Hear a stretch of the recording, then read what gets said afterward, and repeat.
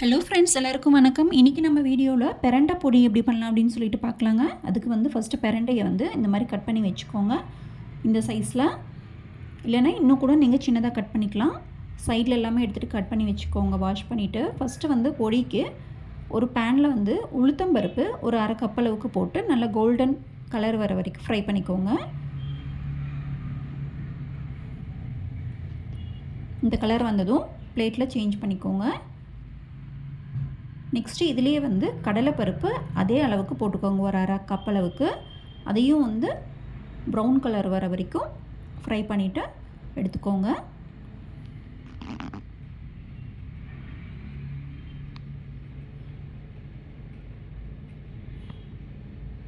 இந்த கலர் வந்ததும்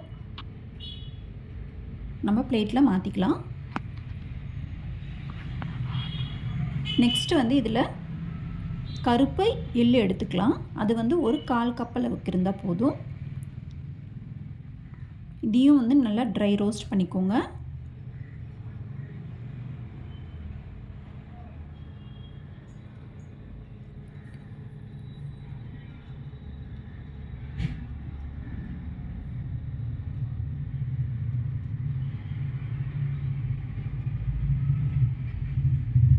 அதுக்கப்புறம் இதில் வந்து காஞ்ச மிளகாய் உங்களுக்கு காரம் எவ்வளோ வேணுமோ அவ்வளோ போட்டுக்கோங்க. நான் வந்து ஒரு 6-7 போட்டிருக்கேன். இதிலே வந்து சின்னதாக வந்து ஒரு பெருங்காயம் கட்டி போட்டிருக்கேன். நீங்கள் பொடி கூட யூஸ் பண்ணிக்கலாம். ஒரு 1/4 டேபிள் ஸ்பூன் அளவுக்கு பொடி போட்டுக்கலாம், பெருங்காயத்தூள்.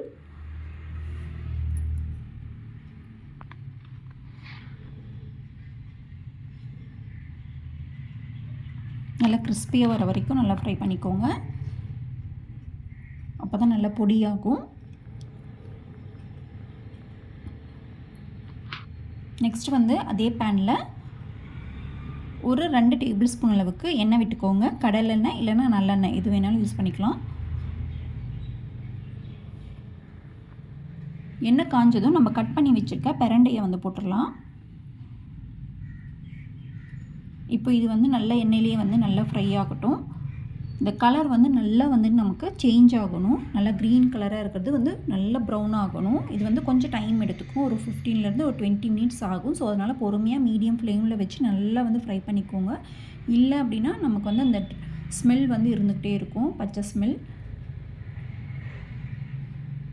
பாருங்கள், இந்த கலர் வந்து இப்படி சேஞ்ச் ஆகணும். இது வரைக்கும் நல்லா வந்து ஃப்ரை பண்ணிக்கோங்க. கொஞ்சம் டைம் எடுக்கும். இன்னும் கொஞ்சம் வதக்கிக்கலாம். ஒரு 5 to 10 மினிட்ஸ் பக்கம். நமக்கு அந்த ரா ஸ்மெல்லே இருக்கக்கூடாது. இப்போ இது கூடவே வந்து ஒரு லெமன் சைஸ் அளவுக்கு புளி போட்டுக்கோங்க.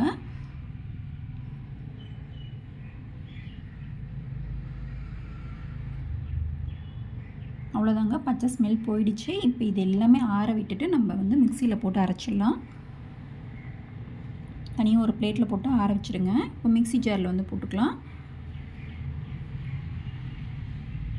மிக்சியில் போடுறப்போ ஃபஸ்ட்டு வெறும் வந்து இந்த பிரண்டையை மட்டும் போட்டுறாதீங்க. அது வந்து ஒரு மாதிரி துவையல் மாதிரி ஆகிடும். ஸோ அதனால் கூடவே வந்து அந்த பருப்பையும் சேர்த்து போடுங்க. நிறைய இருக்கிறதுனால நான் 2 டைம் போடுறேன்.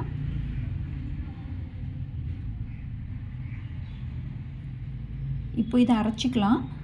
நீங்கள் இதை அரைச்சிங்க அப்படின்னா நல்லா பொடியாக வராது கண்டிப்பாக. ஏன்னா நம்ம எண்ணெய் போட்டு ஃப்ரை பண்ணியிருக்கனால இந்த மாதிரி தான் கிடைக்கும். இதை வந்து ஒரு 2 to 3 ஹவர்ஸ்க்கு நல்லா வெயிலில் துணி வச்சு மூடி காய வச்சுடுங்க. காய வச்சுட்டு அதுக்கப்புறமா எடுத்துகிட்டு வந்து இன்னொரு டைம் நீங்கள் மிக்ஸி ஜாரில் போட்டிங்க அப்படின்னா நல்லா பொடியாக வந்துடும். நமக்கு பருப்பு பொடி கிடைக்கிற மாதிரி நல்லா சாஃப்டாக பொடியாக வந்துடும். அதுக்கப்புறம் அதை வந்து நம்ம இட்லி, தோசை எல்லாத்துக்குமே வந்து யூஸ் பண்ணிக்கலாம். பாருங்கள், நான் வெயிலில் காய வச்சு இன்னொரு டைம் பொடி பண்ணேன்.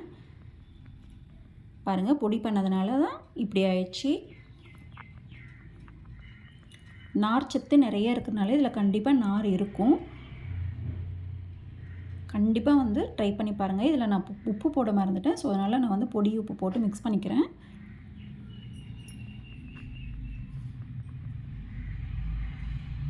இது சின்ன பசங்களுக்கு கொடுத்தீங்க அப்படின்னா நல்லா பசி எடுக்கும். ஸோ அதனால் கண்டிப்பாக வந்து ட்ரை பண்ணுங்கள் இந்த ரெசிபியை. இந்த வீடியோ உங்களுக்கு பிடிச்சிருந்தது அப்படின்னா லைக் பண்ணுங்கள், ஷேர் பண்ணுங்கள், மறக்காமல் சப்ஸ்கிரைப் பண்ணுங்கள். நன்றி, வணக்கம்.